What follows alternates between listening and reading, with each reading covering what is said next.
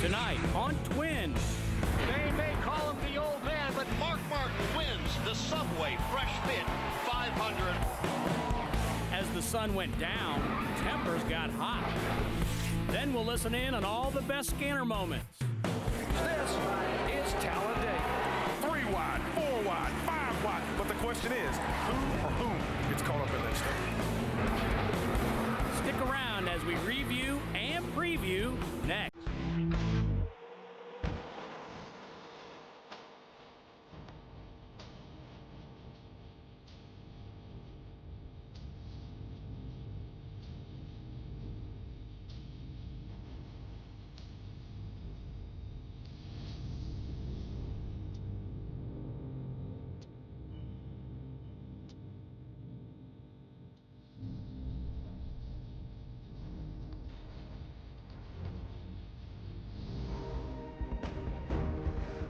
This Week in NASCAR is brought to you by Geico. Feels like you should say something else after that. Like, Well, no, we just want to let the music play out and kind of transition to these cool cats. Steve Burns, proud to be alongside the producer, Michael Waltrip, and Greg Biffle. seems like it ought to be like, it's presented by Geico. Get in to Geico. Get in the game or something. Yeah, play the game. Be a rodent. Michael just wants to bring that stack of money with the eyes on it. I know. Can we have that sometime? I mean, I'm sure You know that the what? Geico people can He send it drew to it. us. Yeah, And we I can put drew it it on and the. set it there. But let me tell you what I really want to do.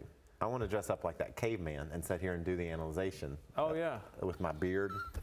And then I want to sit here, and the whole time I won't know it says Geico right on the front of that. And then when I discover it, I'm going to be like, They go, oh, Yeah. I get it. I don't like it. I don't like but it, I get it. but I get it. All right, let's talk about Phoenix. Now that we're completely off the tracks already. That's right. The other day, Michael said, it's like Ralph's here again. Good night, great night for Michael Rudiman, or David Rudiman for Michael Waltrip Racing. Yeah, and it's really hard, Steve. This owner-driver thing is maybe a little more difficult than I thought it'd be, because you have a great night with a guy like Rudiman contending for the win or top 5 finish. Marcus Ambrose, another teammate, right up in the top 10 racing, and then my night was bad. So I had a good car. We ran well. I just made a mistake and got loose underneath Robbie and wrecked us both. Saw Robbie after the race. I know he had made some comments on TV about couldn't wait till I was the one holding the mic. Yeah, and he said, why didn't you hit him with it? Greg, he said, I'm looking forward to a new driver in the 55 next year. Yeah, and I thought you should go, boom, like just pop him right in the head with it. Hey, that's my buddy. Yeah, Pow. that's my friend. Don't do that. Yeah. Well, he's never wrecked anybody. So. No. Yeah, but Robbie didn't deserve to get wrecked. No. That was my fault. He's teetering on the top 35. I know what that world's like. I was certainly proud that he stayed on the right side of that fence, and I was sorry that it happened. It really changed my attitude toward Carl quite a bit, because on Friday night I'm running, up there in the front, and Carl just wipes me out, and I thought, that's the dumbest thing I've ever experienced in my whole life. Why would he do that? And then Robbie's riding along, and I'm passing him, and I wipe him out, and so I can't be any madder at Carl. Did you run into his back bumper?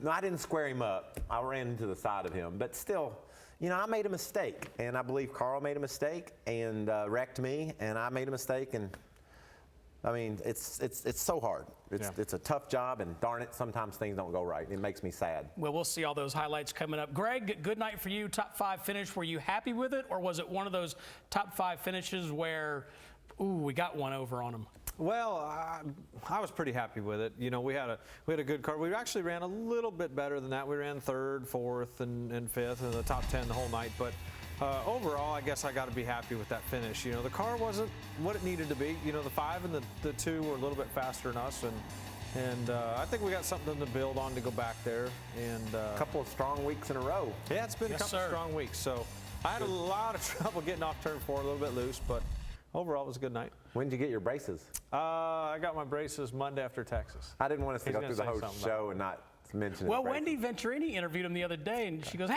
you got braces. And Greg's like, yeah. Right. Sorry. It's nice to continue to refine yourself as you get older, isn't it? Yeah. You're starting to wear makeup, I see. Yeah, I'm starting to wear makeup, trying to get, trying to impress the ladies. Let's let people be happy about Greg. There's lots of girls out there. Yeah. Well, the headline is a lot of people are calling it the feel-good story of the year so far. 50-year-old Mark Martin goes to victory lane in the 5-car, his 36th career win. 5th straight win, guys, for Hendrick in Phoenix. That's amazing. I mean, Say that again?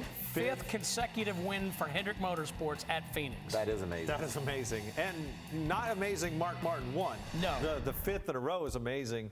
And Mark is just an amazing driver. Yeah. And I'm excited to see him, former teammate. I'm excited to see him back in victory lane. I know everybody is. It's so cool to see one for the old guys. Everybody made for a while such a big deal out of age in this sport, and I never really saw it. There was good guys that come along that were young. There are certainly guys in their 30s and 40s that could still do the job.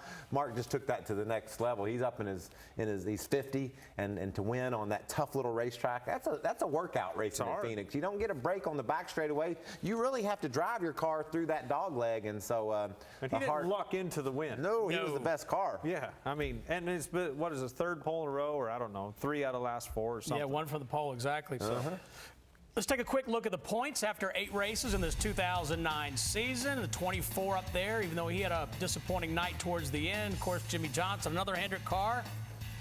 And again, Greg, we point out David Rudiman up there in the top 12. Yeah, he ran great all night. He did, and it's awesome to see because he's so thankful and so happy. He's the franchise. He just wants to race his car. Yep. I told him today, you're the franchise. You're the F-bomb. That's what you are. No, don't say the F-bomb. Oh. He's the franchise. Oh, I thought bomb was good, like you're the bomb. Yeah, you're the bomb. But not with an F. Oh, okay. All right, well, right after this, Jeff Gordon had a top 5 car, as we said, until he got in a fender bender with a certain Gibbs driver. We'll tell you who next. A hole in someone's pants? You'll have to tune into Radioactive to find out what that's all about. A single car wreck at Talladega? Rare. Most of the time, incidents collect multiple cars. We'll talk about the big ones. Golly, I almost made it through. This Week in NASCAR is presented by Geico, where 15 minutes could save you 15% or more on car insurance. And brought to you in part by Z-Max, performance you can feel.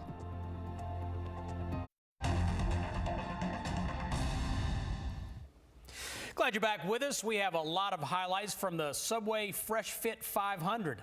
I did it. Nice. I didn't mess that up. Let's get right to the highlights. Early Sterling Marlin, he's going to get into the wall in the 09 car. Caution comes out. Yeah, hit the wall. Well, Gotta go home, load it up. Let's go.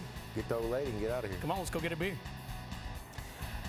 So Looks like he might Sterling, have had a flat tire that Yeah, caused I all think he that. had a mess. right front flat. Yeah. small fuel fire in the 48 pits, but it gets extinguished. Now we're going to go on board with Casey Kane and see tight fit for the Biff. Did you know all that happened by you? No, I had no idea. That's awesome. I had no idea that happened. Also, another problem, Dale Earnhardt Jr.'s team missed a lug nut and he had to come back in. So they continue to have problems on pit road. You, meanwhile, stayed out to lead a lap. Yeah, we were last. We had just avoided being the lucky guy. We stayed ahead of the leader for 4 or 5 laps. Mark was running fast, and our car had come around, and so we'd stayed on the lead lap. We wanted to make a spring rubber adjustment. Didn't feel like that we could pass anybody on pit road by taking out a rubber. So there was absolutely no price to pay by staying out and grabbing 5 points, coming in, doing our stop, pulling our rubber, and being done with it. Great call by Booty and the guys, because you never know how important those 5 points might be one day when you don't have to sacrifice anything to get them. Yeah, and sometimes it takes a while to pull a rubber. Right. Can't do that fast. Nope. Smart call by the Booty Man. The Bootmeister. The Bootmeister, I love that. Lap 138, David Stremme in the 12 car. He's going to spin and bring out a caution. A lot of cars loose early in that race. Oh man, that track's really fun to drive, and these cars are just a challenge. They don't like to stick to anything, and so you're really sideways a lot, and you usually get away with it. You see Stremme there, he got away with it. Now here's something you don't see very often. The 48 team has a slow stop. The rear tire changer drops a lug nut not once, but twice. He came in 5th, left pit road 14th, or restarted 14th. Yeah, I mean that's what all the teams have been, facing is, the wheel studs are longer, and that glue's not holding the nut on there, and the nut's falling off on the ground. It's everybody. Carl's had the problem. Yep. We've had the problem. 17 has a problem. What you love to see though, and I don't know if we'll show this later, but on their last stop, they busted off like a 12-second stop. So they made up for it. But when it counted the most, they jumped up there. I think it was, my guy said they thought they might have had it at 11.90 for a 4-tire pit stop when they needed it the most. But what's really impressive about that stop, and Larry Mack pointed this out during the broadcast, they didn't have a disaster there. Instead of him taking off and then having to back up or come back, Took their time. They got that lug nut finally secured, and they finished it. Only lost 9 positions. And just like Michael said, the most important thing is that it didn't reflect in his finishing order. Nope. When it happens in the middle of the race, it's fine. When it's the last stop and there's 15 laps to go, and he was running second. Or in this case, 6 laps to go. You can't make that up. Nope. And they made that stop be a footnote. That stop right there didn't even matter with how they recovered. Right. All right, let's move ahead now. Jeff Gordon and Denny Hamlin going to make pretty significant contact. And that's going to cause the 24 to have a bad tire rub. You can see it smoking. This is a guy down on the inside of another car, and he gets loose, and I lived that world here. AJ Allmendinger goes around. But that lets Jeff Gordon come in to fix the tire rub. Didn't lose a whole lot. Lost a lot of track position that I don't think that team ever was able to overcome, were they? Yeah, I don't think so. This leads into a long green flag run here shortly, and if you were behind at this point, you didn't really have a chance to catch up. Yeah. Track position just so important. Lap 165. Now Michael Waltrip and Robbie Gordon will make contact. Mike, you take it away. Well, I did what the 44 did. I went down in the corner underneath Robbie and just got sideways. It's really a shame that had to happen. Robbie and I were both on the lead lap and running well, and it got sideways. I don't really have an excuse other than I messed up. And I hate that, when the 44 messed up, he just spun out and hurt himself. I not only hurt myself, but I took out another guy as well. And, there's no excuse for that. That shouldn't happen, and I'm really bothered by it. But one thing's for sure, Talladega's a big track. Yeah, that's right. Got plenty of room there. I bet I should be able to be all right there. I mean, overlooked in an incident like that. And, Greg, you even said during commercial, that's happened to you before on both ends. It didn't help your night any either. No, it was a disaster for me. Yeah. And then they threw the green flag, and my car tore all to pieces, and we ran 120-some laps in a row without a caution. Yeah, that doesn't help. And it was ugly. Yeah. Well, you're the bigger man for admitting your mistakes. Well, right? I am 6'5", and I've been working out a little bit. You're a tall drink of water. Wearing makeup, too, now. You are. You're pretty buffed. The Castrol Edge smart move of the race goes to Dale Earnhardt Jr.'s 88 crew. Everyone pits except the 88, and that gives him the lead. And hard to believe, guys, but he builds up a 4-second lead. Oh, that's a great feeling, having all that clean air on the nose of your car where everybody else is back there trying to work it out, and he drives away from them. Yep, and it handles well. But he didn't get the caution when he needed it. He was needing some tires with about 30 or 40 to go. He gets that caution with 30 to 40 to go. With that track position, he's in good shape. He's in great shape. The caution just never flew. How about Tony Stewart? 3 weeks in a row, he is knocking on the door of that first win as an owner. Yeah, he's been running excellent. Yeah, his car's been really fast. Time now for the sprint monster moment. Since Junior stayed out, that means he would be one of the first to make a green flag stop, and he does so on lap 226. He's at 226 now. He's got almost 90-some laps, 90 laps to go on those tires. Yeah. And so as the race is winding down, everybody's going through their cycle. They start coming in later, Steve. And right there, Michael, Jeff Gordon's team, they miss a lug nut. 24's black flag, has to come back in. He loses a lap, drops to 32nd. Up front, Mark Martin passes Tony Stewart for the lead. The leaders then have to pit, including Martin, Stewart, and Kyle Busch. After stop cycle through, Junior back in the lead. And then Mark Martin catches Junior to take the lead. You guys were right. 5 car was the best car there. Yeah, and the interesting thing for the way the cycle worked out, Junior had to go too long on his tires. They came in a little bit later, got fresher tires, and so all that big lead he built up by staying out, he kind of had to give it all back because his tires weren't as good. Yeah. Well, coming up next, post-race fireworks between NASCAR's most popular driver and an RCR driver. We'll have another look. Our man, Greg Biffle, went to Victory Lane over the weekend. We'll dissect the nationwide highlights in just a bit. Racing at Talladega may not be hard physically, but it is mentally. We'll talk to our drivers about what it's like. The smart move of the race has been presented by Castrol Edge. Think with your dipstick. Upgrade to new Castrol Edge Advanced Synthetic. Nothing offers better wear and protection. The Monster Moment has been presented by Sprint. For more NASCAR Sprint Cup Series, go to sprint.com/speed. This Week in NASCAR is brought to you by Geico. Michael? Geico.com. Put something on the They end. insure RVs and boats Yeah. and all kinds of stuff and trucks. And and cavemen hate them. They do. Lap leaders, Mark Martin out front for a total nearly 200 laps. 5 different times he led the race. Well, things got pretty wild at the end of Saturday night's race. Let's take a look at the highlights from the closing laps. Now, Junior, real loose, starting to backslide, battles Jimmy Johnson for 7th. But lap 301, the 88, finds the wall.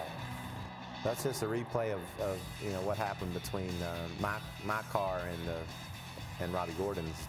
Casey was on the inside, just couldn't hold it. How frustrating is it when you have an opportunity, your team puts you in position to be out front, to have it end just, I think, 11 or 12 laps from the end? Well, he had a top 10 going for sure, right. And he was falling back because he had been out longer on his tires, and it's devastating, Steve, because Greg will attest, they're so hard to come by. I mean, people don't appreciate how hard it is to run in the top 10, even if you're Dale Jr. And I think that's evident by what happened to him. He just couldn't quite put it all together to get home. Yeah, and there's certain, that's a tough camera angle to see, but, Michael, you know as well as I do, you got to, if you're backsliding and you're racing guys and you go down in turn 3 and 4, you better give that guy a fair amount of room because it's hard to get in the corner on the bottom. That's one of the most difficult entries to a corner that we race on. And that's why we saw so many people get loose and wreck each other. But if you're the guy on the outside and you kind of hold him down on the racetrack, you can expect that guy may have troubles, but that you're racing for position, but you got to think of the consequences. If the guy's going to end up passing you, it may not be worth trying to crowd him down there and possibly get loose. Yeah, you take a big chance if you're the outside guy and you sign up for it if you say I'm going to hold him down. Yeah. Because he might not be able to hold it, and he doesn't always. And we're not saying Junior squeezed him down. It's hard to see on the camera, exactly what happened there. You're saying that is an expectation. Sure. As Michael said, you've signed up for it. Time now for the Geico Greatest Pit Crew, and it's the number 5 team. Watch a 3-wide photo finish coming off pit road. Martin wins the race by inches. Now, you saw the guy that won the race. He was running about 15 miles an hour faster than everybody else. That was Kyle Busch. Yeah. Oh, yeah.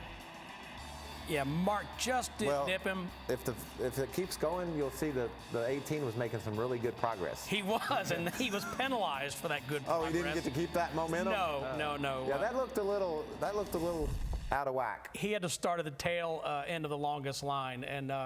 But again, that goes, I think, Greg, it speaks to the fact that you're trying to make up every little fraction you can. Yep, that's how I got on the air hose of California. I was peeled into the pit behind Jeff Gordon, and I thought I can give it a little more gas and then stop, and I couldn't stop. That's racing at the Sprint Cup level.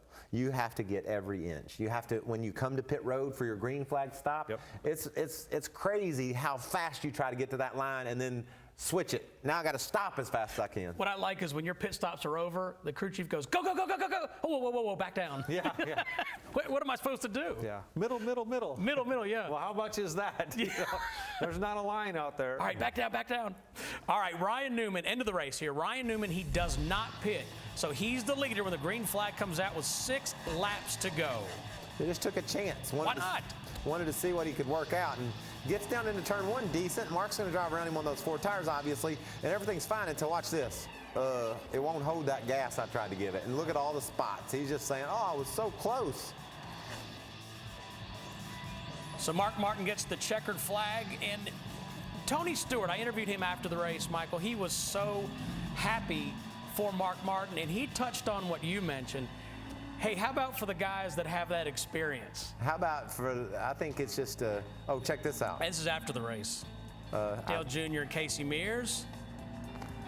I've learned over the years that just nothing really good comes from all that. You expect any penalties, fines, jurisprudence? I would say no harm, no foul. Yeah, I mean, they did it on the racetrack, so when you start getting on pit road and turning guys around, there's pit crew guys walking around, so they mainly kept that on the track. I don't think that's going to be an issue. How about Mark taking the win? And like I said, Tony, paraphrasing him, he said, good for the guys that have experience instead of hiring an 18-year-old. I mean, I agree, and you know, we can clearly see that people are having troubles that don't have experience. These cars are really tough. These tracks are tough, and the competition level is just out of the world. Competition levels out, you know, and Mark Martin's got a lot of experience, and he's in good equipment, and he's going to have success. But Mark, when he was 12 or something, he was winning, and you know, he's just he's a special talent. He's dedicated, he works hard, and he can drive his rear end off. And so he deserves all that, and it's really cool to erase that line between young and old and just say, let's race our cars, baby. Sure. Like that. Well, you could win the memorable photo of Mark Martin in Victory Lane. To enter the Picture of the Week giveaway, go to speedtv.com, click the show's tab at the top, go to the This Week in NASCAR page, and you'll see a link at the bottom of the page to email us. Put Mark's age in the subject line, 50, and you'll be entered to win. Be sure to put your shipping address in the email. The winner will be revealed in 2 weeks. The Jeff Gordon picture from Texas went to a fan in Illinois. And after this, Mark Martin said the race win felt like his very first Cup victory. Mark the Kid Martin all over Radioactive, which comes your way next. Great weather and 2 entertaining races in Phoenix will put it all in focus. The Greatest Pit Crew has been presented by Geico, where 15 minutes could save you 15% or more on car insurance.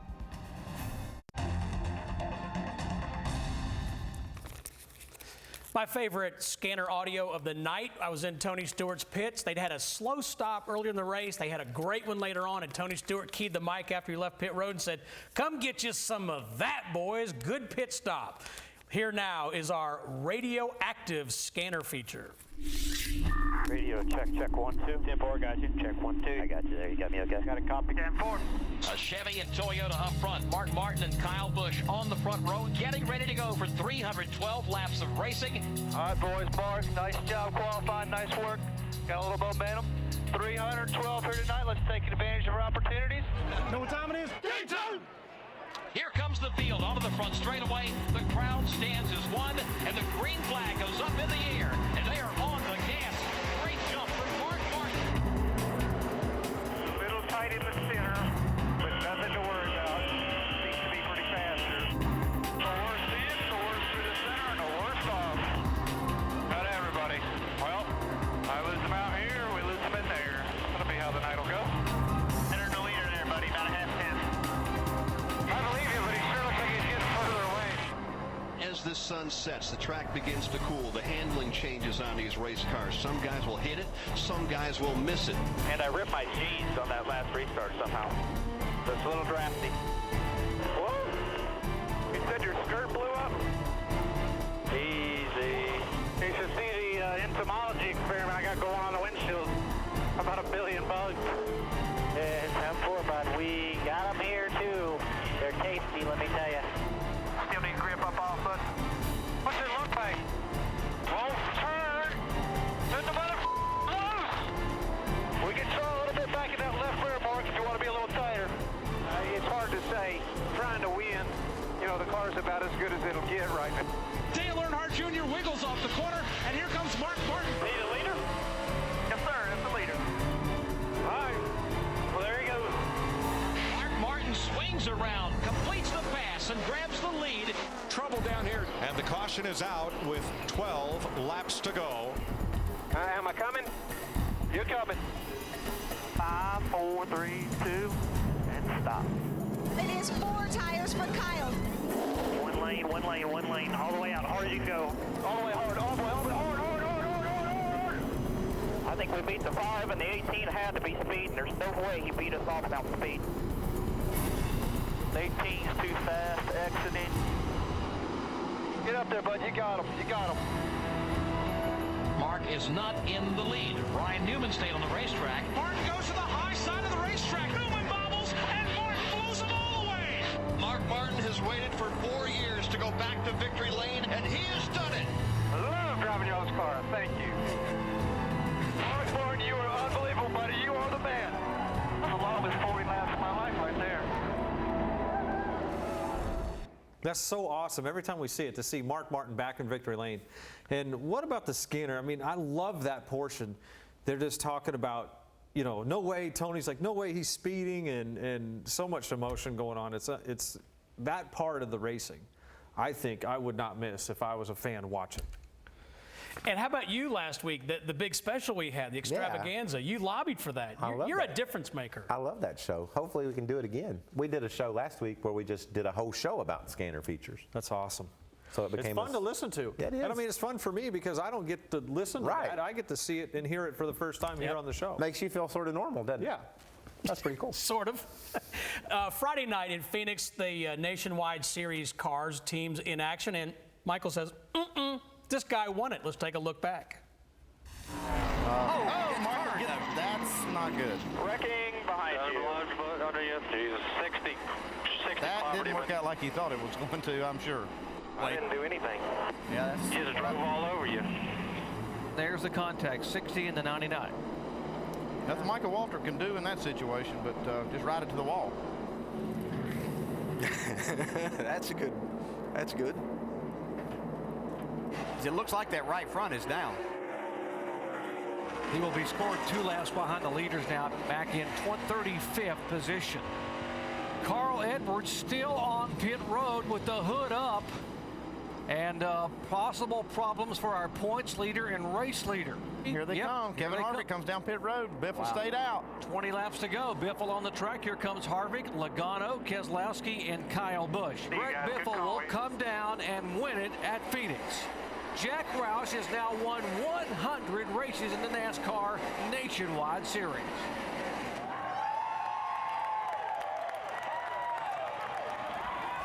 I'm just so excited to get the 100th win for Roush Fenway and get City Financial back in victory lane again. I mean, it's that Nationwide Series is just so much fun to race, and Kevin Harvick and I had a great battle, and I'm just excited I was able to hold those guys off. I was nervous about the tires, but then a couple guys stayed behind me, a couple guys took 2 before 4 tires, so I felt we were going to be all right. I got to tell you a funny story. After we got done with trackside, I went back to the hotel to watch the Nationwide race, and my son was with me. He's 6 years old.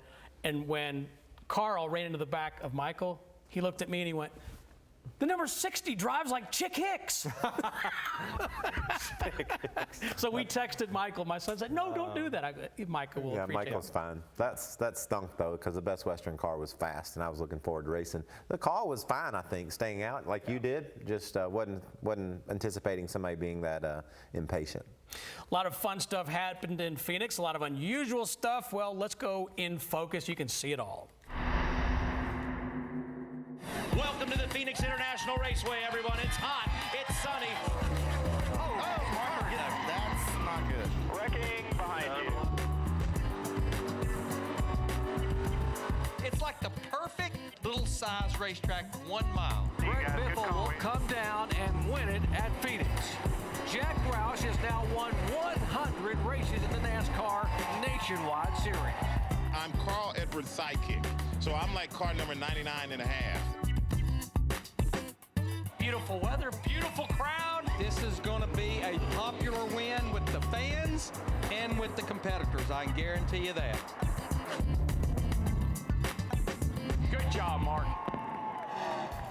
It was a beautiful crowd. You'll see another beautiful crowd in Talladega, Alabama for NASCAR Race Day, built by the Home Depot this Sunday at 11:30 a.m. Eastern. When we come back, the big one at Talladega seems inevitable. We'll ask Michael and Greg how the big one can be avoided. Plus, the fans love watching Talladega because the field is nose to tail all day long. Stick around. You're watching Twin. This Week in NASCAR is brought to you by Geico. Glad you're back with us on This Week in NASCAR. Now, Sunday's race at Talladega will be the 80th NASCAR Sprint Cup race on that 2.66-mile super speedway, and it's inevitable. We don't promote the big one, but with 43 cars running nose to tail and side by side, it can happen.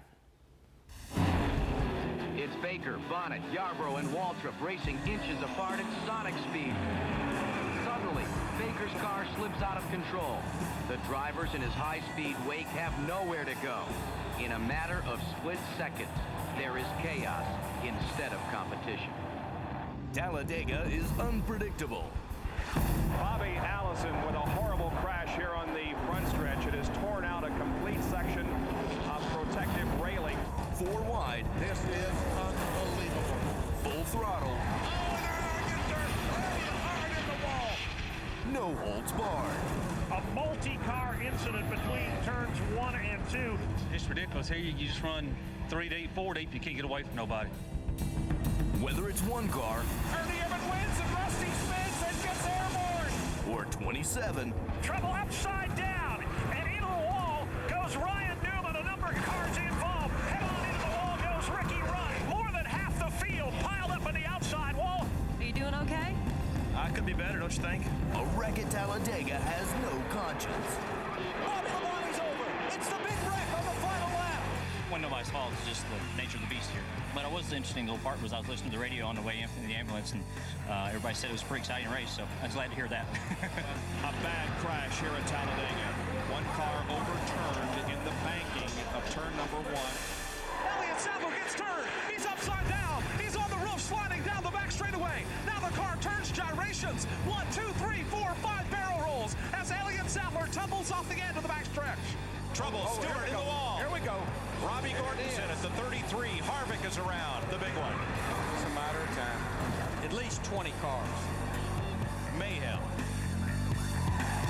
And all of a sudden we got a trouble. Bobby Labonte breaks out of line. Several cars involved. Kyle Busch is involved. 6, 7, 8, 9 cars involved. All of a sudden one car broke loose. Bobby Labonte slid up the banking, slammed the outside wall. All the other drivers with no place to go. It's crazy. You're going to see a little bit of everything when you head to Talladega, and you just can't seem to avoid it. And it's, you know, someone is going to make just the tiniest mistake and wiggle a guy. That guy's liable to wiggle into someone else, and by proxy, you get a crash. You know, you're minding your own business, and you operate that close together at those speeds, and you're humans, you're going to mess up. Greg sarcastically had a good solution to avoid the big one. I said to avoid the big one, stay on pit road. And we talked. I've been running in second and got in the big one, and I've been running in the back and got in the big one. I don't know how you just have to be lucky. Yeah, they told me if you run at the front, you know, you probably won't be involved in it. And I'm running at the front of the Nationwide race, and Scott Riggs, driving the 10, goes across my hood upside down. And I was like, Well, you had a great run going there in the fall. Yeah. And yeah. Carl, your own teammate got into the back of you. Yeah. So it's, you know, it just. Carl hit you too? Yeah.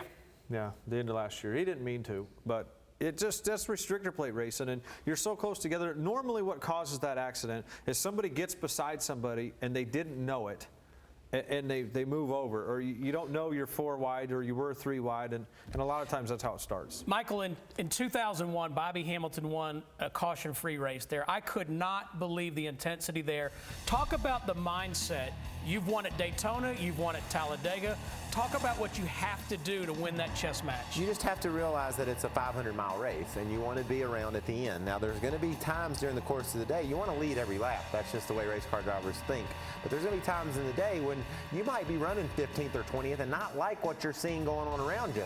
And that might be a time when you say, I'm either going to have to go to the front or I might have to go to the back, one or the other, because I got to preserve right now. I got to get to the end. Because look at that. You're smart enough to know, and you've seen it enough to realize that anything can happen. So you just have to be mentally strong. If you've got to give up spots in the time being and get them back later, if that's what you think you have to do as a driver to win the race, your job is to win the race. That's right. Well, up next, controversial finish at Talladega last year. Do you remember how that one played out? We'll take a look back. Plus, we're going to answer some emails. We'll find out what exactly a sealed engine is this week in NASCAR. We'll be right back. Michael, beautiful weather at Talladega. Just a 10% chance of rain, 0 zip, nada Sunday. Oh, and look at those temperatures. Perfect time to be in Alabama to race a car. It's awesome. I love going to Talladega. Yep. So beautiful weather this weekend in Talladega. Now in the fall, we had good weather too, but all anybody remembers is the controversial finish at the end between Tony Stewart and Regan Smith.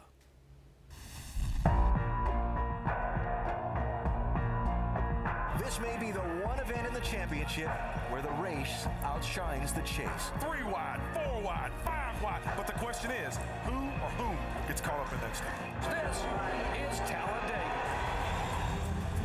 We have had now 3 leaders in the first 9 laps. Jimmy Johnson, and he is way back. He is 17 seconds off the pace right now. Try not to be the last one. Believe me, I'm trying. You know, I know you're probably doing fine there, but I don't want to lose the driver completely.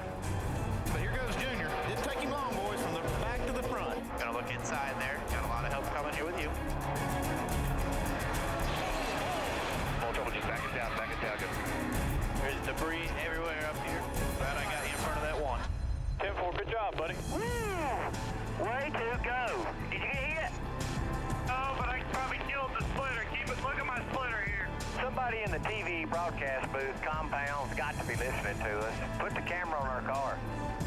Tony has not led a lap today. There have been 21 different drivers to lead a lap. What do you need? Anything? Driving good. I mean, if you make a change, just make a real small one. Tony Stewart had led 2 laps today. Now make it 3 as he gets the push by from Montoya. A little bit of a vibration that we didn't have before. Towards the tires, bud.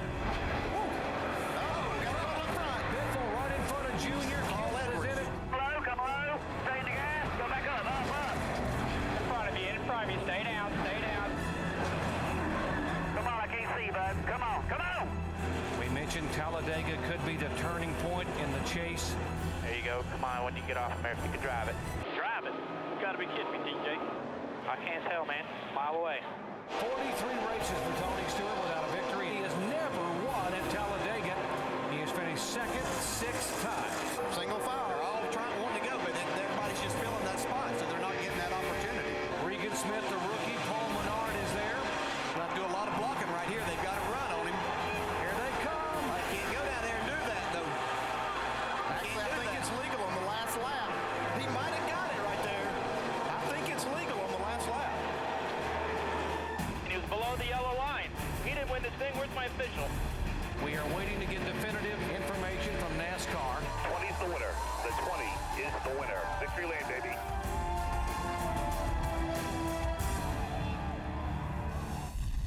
Well, a lot of people thought maybe what we did last lap, anything goes, but obviously not. Tony Stewart declared the winner after that. But a great run for Regan Smith. I mean, you cannot deny him that he had a great run that day. Did that race take you out of the championship? You know, I don't think it took us out of it. Obviously, it took us out of our opportunity, but even if we'd had all those points back, I don't know that we would have caught Jimmy, but you know, certainly took us out of the opportunity.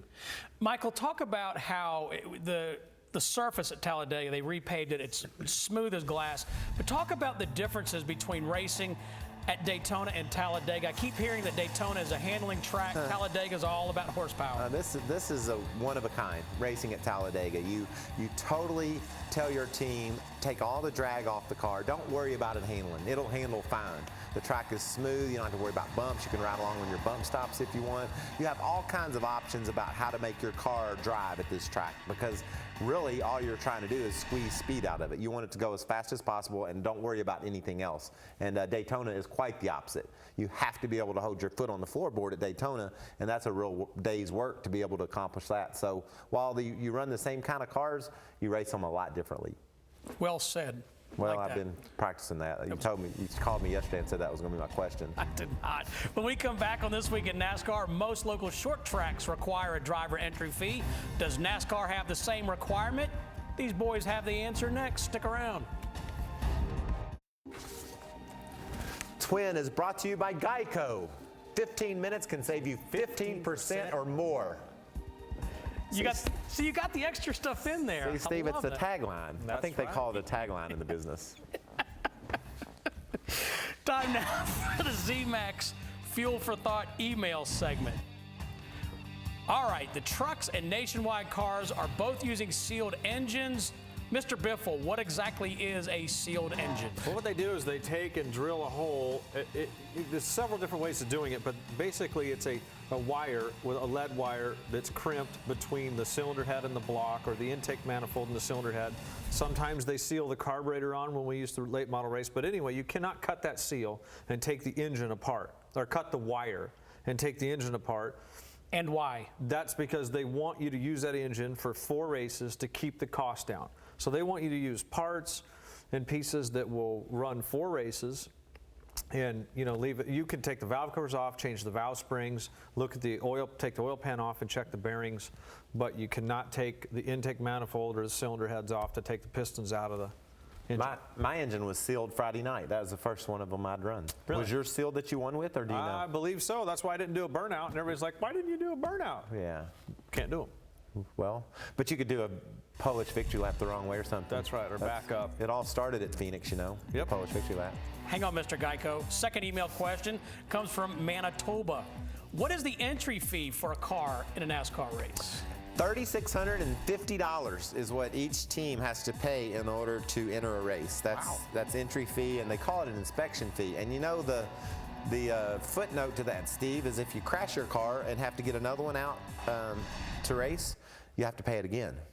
So it's even more expensive. That's a bonus not to crash in practice. Yeah, if you crash in practice and you think, oh man, the team's got to fix the car, go ahead and put $3,650 more on that for what you have to pay to get going again. It's expensive. It is. It's an expensive sport, a lot of money spent. Mr. Owner. Hey, be with us next Monday night at 8 p.m. Eastern. Chad Knaus will be with us, 8 p.m. Eastern here on Speed. Back with Michael and Greg right after this.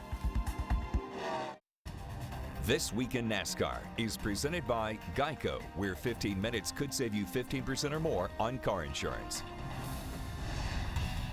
You could win this picture of Mark Martin winning at Phoenix. To enter the Picture of the Week giveaway, go to speedtv.com, click the Shows tab. At the top, go to the This Week in NASCAR page, and you'll see a link at the bottom of the page to email us. Put Mark's age in the subject line, 50, and you'll be entered to win. Be sure to put your shipping address in the email. The winner will be revealed in 2 weeks. Well, the All-Star race, it's all or nothing, no points, checkers, or records. The mentality in the 90s, no different. But the race in 1990 played host to one of the most dominating performances in All-Star history. Well, it was one of those tracks where he really got it with some of his early starts, and it was a special place, and especially with the family and all your friends there, all the guys you grew up with and everything. And same with myself. When we race at Charlotte, you feel like it's your home track. And Dale Earnhardt moves out in front, being chased by Waltrip. Allison routes back to third place. Yeah, you know, I used to tell him, I say, bring the steering wheel back, and I know you're okay. And that's where he drove that race, you know. And there, you know, you could go out and just run it as hard as you could, and you made it, you won it. You know, second place wasn't worth even being there for. It was all about winning the race.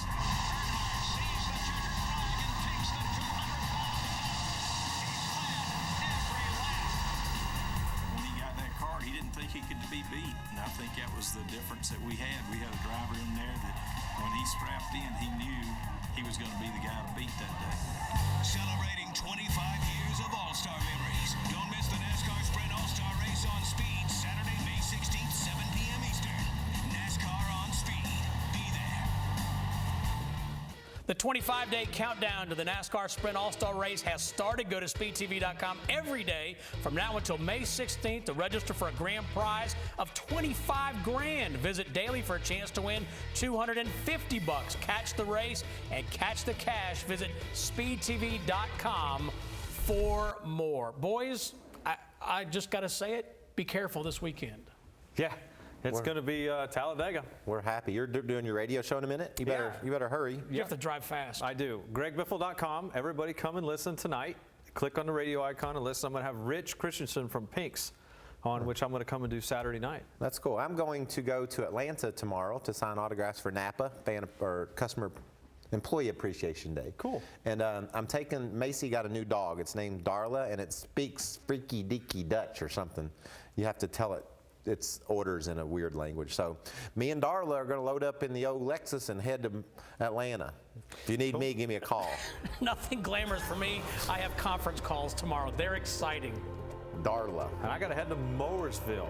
Be careful on the way up 77, Greg. GregBiffle.com, baby. Clickety-click.